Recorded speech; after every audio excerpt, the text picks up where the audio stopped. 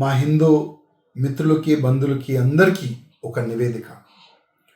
ఇవాళ 31 డిసెంబర్, రేపు 1 జనవరి. చాలా మంది మన హిందువులకి అసలు ఇది తెలియదు, మనకు కొత్త సంవత్సరం ఎప్పుడు వస్తుంది.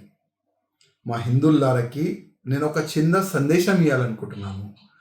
మన న్యూ ఇయర్, కొత్త సంవత్సరం మార్చ్ లేకపోతే ఏప్రిల్లో వస్తుంది. అది ఉగాది పండగ అంటారు. కానీ ఇవాళ మనం చూస్తున్నాం 31 డిసెంబర్ వస్తే చాలా మంది గోవా వెళ్ళిపోతారు, చాలా మంది ఆ క్లబ్కి వెళ్తారు, చాలా మంది బార్కి వెళ్ళిపోతారు, చాలా మంది బైక్ రేసింగ్కి వెళ్ళిపోతారు. నెక్స్ట్ డే పేపర్లో హెడ్డింగ్లో వచ్చేస్తారు, యాక్సిడెంట్లో చనిపోయినారు. ఇదేనా మన సంస్కృతి? ఇదేనా మన పెద్దోళ్ళు మనకు నేర్పిస్తున్నారు? తమ్ముళ్ళారా, నా ఒక నివేదిక. బ్రిటిష్ వాళ్ళు ఒక ప్లాన్ చేసి పోయినారు. మనకు కొత్త సంవత్సరం 31 డిసెంబర్కే, 1 జనవరికే మనకు సంవత్సరం వస్తుంది, కొత్త సంవత్సరం వస్తుందని వాళ్ళు ఒక ప్లాన్ చేసి పోయినారు. తమ్ముళ్ళారా, క్యాలెండర్ చేంజ్ అవుతుంది, మన ఫ్యూచర్ కాదు. మన ఫ్యూచర్ ఎప్పుడు చేంజ్ అవుతుంది? ఉగాది పండగ రోజు. చాలా మందికి మనం చూస్తాం 31 డిసెంబర్ 1 జనవరికి చాలా వరకు పండితుల దగ్గర వెళ్తారు. అయ్యా, కొత్త సంవత్సరం వచ్చింది, నా జాతకం చూడండి, నా ఫ్యూచర్ చూడండి అని చాలా వరకు వెళ్తారు. కానీ దాంట్లో ఏముండదు, ఏమి కూడా ఉండదు.